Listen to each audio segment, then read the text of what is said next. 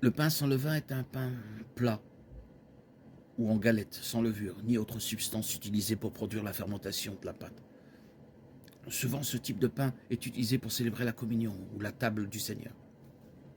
Le pain que Jésus a rompu et partagé avec ses disciples lors de la scène était sans levain, comme la matzah que les Juifs mangent encore aujourd'hui pour le seder de la Pâque.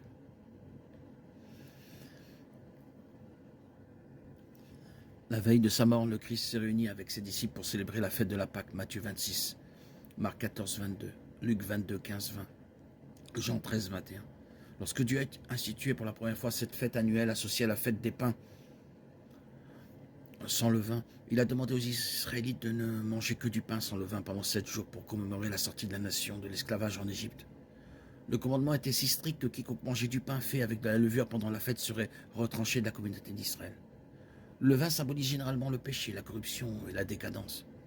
Matthieu 16, 6, 1 Corinthiens 5, 6, Galates 5, 9.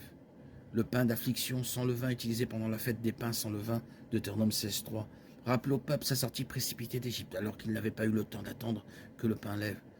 En même temps, le pain mettait en garde le peuple de Dieu contre les influences corruptrices et le préparait à la venue du Messie promis, l'agneau de Dieu qui enlève les péchés du monde, Jean 1, 29.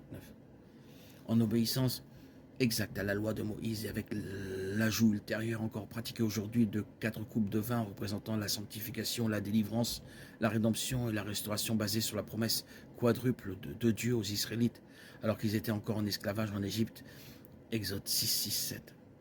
Ces éléments sont importants pour les chrétiens juifs qui acceptent leur délivrance, non pas de l'esclavage physique, mais de l'esclavage du péché par le sacrifice de leur Messie, Romains 6, 5, 7, Galates 5, 1.